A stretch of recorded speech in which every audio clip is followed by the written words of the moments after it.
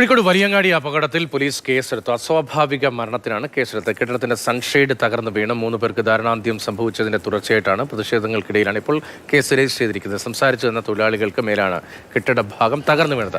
അപകട ഭീഷണി ഉണ്ടായിരുന്ന കെട്ടിടമാണ് തകർന്നു വീണത്. അപകടത്തിന്റെ ഉത്തരവാദിത്തം കോർപ്പറേഷനാണ് എന്നാരോപിച്ചുകൊണ്ട് ബിജെപിയും കോൺഗ്രസും എല്ലാം വലിയ പ്രതിഷേധമാണ് കോഴിക്കോട്ട് സംഘടിപ്പിച്ചത്.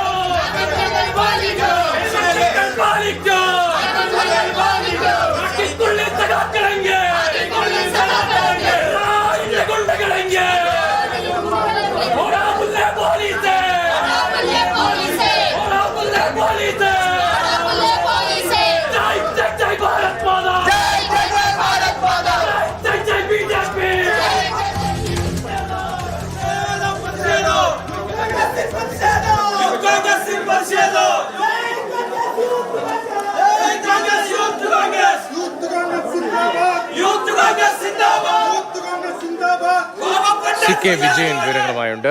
സി കെ, വലിയ പ്രതിഷേധമായിരുന്നു. പോലീസ് ബലം പ്രയോഗിക്കുന്നുണ്ടായിരുന്നു. പോലീസുമായി ഉന്തും തള്ളും ഉണ്ടാകുന്നുണ്ടായിരുന്നു. 3 പേരുടെ ജീവൻ നഷ്ടമായത് ചെറിയ സംഭവമല്ലേ, വലിയൊരു ദുരന്തമാണ് അവിടെ സംഭവിച്ചത്. മാത്രമല്ല അതൊരു മനുഷ്യനിർമ്മിത ദുരന്തമാണല്ലോ. ഇത്രയും വർഷം പഴക്കമുള്ള ഇടിഞ്ഞു വീഴാറായ കെട്ടിടം ഇപ്പോഴും അവിടെ പ്രവർത്തിക്കുന്നു എന്ന് പറയുമ്പോൾ ഈ കോർപ്പറേഷന്റെ ഭാഗത്തിലുമൊക്കെ വലിയ പൊരുത്തക്കേടുകൾ ഉണ്ടല്ലോ. തീർച്ചയായും പ്രതിഷേധിക്കാനുള്ള എല്ലാ സാധ്യതകളും തുറന്നിട്ട് കൊണ്ടാണ് കോർപ്പറേഷൻ്റെ സെക്രട്ടറി ആയാലും അതോടൊപ്പം തന്നെ മേയർ ആയാലും എല്ലാം തന്നെ ഇതുമായി ബന്ധപ്പെട്ട് നടത്തിയ പ്രതികരണങ്ങൾ വ്യക്തമാക്കുന്നത്. കാരണം കോർപ്പറേഷൻ സെക്രട്ടറി പറയുന്നു ഇത് അടച്ചുപൂട്ടുന്നതിന് വേണ്ടി താൻ നിർദ്ദേശിച്ചതാണ് എന്നാണ് കോർപ്പറേഷൻ്റെ സെക്രട്ടറി പറയുന്നത്. എന്നാൽ അത്തരത്തിൽ അത് അതിന് ലൈസൻസ് ഉണ്ട് എന്ന് അടച്ചുപൂട്ടണം എന്ന സന്ദേശമില്ല, അല്ലെങ്കിൽ അത്തരത്തിലൊരു തീരുമാനമില്ല എന്ന് മേയറും പറയുന്നു. ഈ 2 പൊരുത്തക്കേടുകൾ തന്നെ ഒരു പ്രതിഷേധക്കാരെ സംബന്ധിച്ചിടത്തോളം ധാരാളമാണ് അവരുടെ പ്രതിഷേധത്തിന് കരുത്തു പകരാൻ. ഈ 2 ഏതെങ്കിലും രീതിയിൽ അത് പ്രവർത്തന യോഗ്യമല്ല എന്ന് കാണിച്ച് നോട്ടീസ് കൊടുത്തിട്ടുണ്ടോ എന്ന് ചോദിച്ചാൽ കോർപ്പറേഷൻ സെക്രട്ടറിക്ക് നോട്ടീസ് കൊടുത്തു എന്ന് പറയാൻ കഴിയില്ല.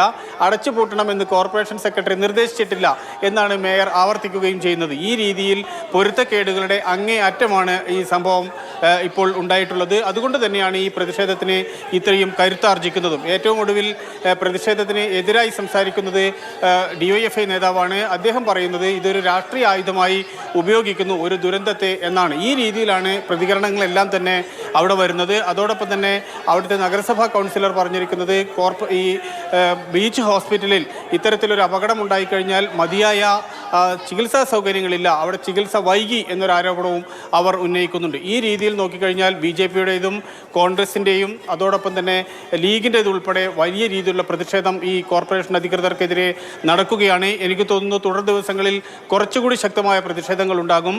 BJPയുടെ പ്രതിഷേധക്കാർ പറഞ്ഞിരിക്കുന്നത് കോർപ്പറേഷനിൽ ഏതൊക്കെ അനധികൃത കെട്ടിടങ്ങളുണ്ട് എന്നതിൻ്റെ പട്ടിക തങ്ങൾ സമർപ്പിച്ചിട്ടുണ്ട്, കോർപ്പറേഷനിൽ സമർപ്പിച്ചിട്ടുണ്ട് എന്നതടക്കം അവർ പറയുന്നു. അതായത് ഇത്തരത്തിൽ പ്രവർത്തിക്കുന്ന കെട്ടിടങ്ങളെ ഐഡന്റിഫൈ ചെയ്ത് അറിയിച്ചിട്ടുണ്ട് എന്നുകൂടി പറയുന്നതോടെ പ്രതിഷേധങ്ങൾക്ക് കുറെ കൂടി വിശ്വാസ്യത ലഭിക്കുന്നു.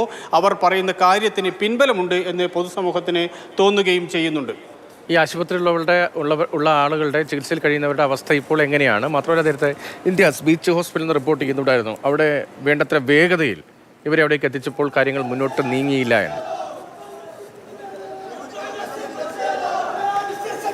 അത് ഫാത്തിമ തഹ്ലിയ എന്ന കൗൺസിലറുടെ ഒരു പരാമർശമായിരുന്നു. ആ പരാമർശത്തിനെതിരെ വലിയ പ്രതിഷേധവും ഉണ്ടായി.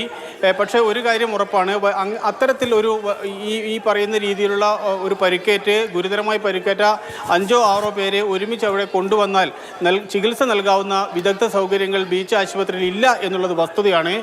കാരണം ബീച്ച് ആശുപത്രി പ്രവർത്തിക്കുന്നത് ഇപ്പോഴും കോഴിക്കോട് മെഡിക്കൽ കോളേജിൻ്റെ ഒരു ഭാഗം എന്ന നിലയിൽ കൂടിയാണ്. അതുകൊണ്ട് അവിടെ എത്തുന്ന രോഗികളെ ആംബുലൻസിൽ ഏറ്റവും പെട്ടെന്ന് തന്നെ മെഡിക്കൽ കോളേജിലേക്ക് റെഫർ ചെയ്യുന്ന ഒരു രീതിയാണ് ബീച്ച് ആശുപത്രിയിൽ സ്വീകരിക്കുന്നത്. പക്ഷേ ഇവിടെ നോക്കുമ്പോൾ 2 പേരെ കൊണ്ടുവരുമ്പോഴേക്ക് തന്നെ 2 പേർ മരണപ്പെട്ടിരുന്നു. മൂന്നാമതൊരാൾക്ക് ചികിത്സയ്ക്കിടെയാണ് ഇത്തരത്തിൽ മരണം ഉണ്ടാവുകയും ചെയ്യുന്നത്. അല്ലാത്ത ഒരാളെ, വിനോദ് എന്ന് പറയുന്ന നട്ടലിന് പരിക്കേറ്റ ഒരാളെ മെഡിക്കൽ കോളേജിലേക്ക് റെഫർ ചെയ്യുകയും ചെയ്തിട്ടുണ്ട്.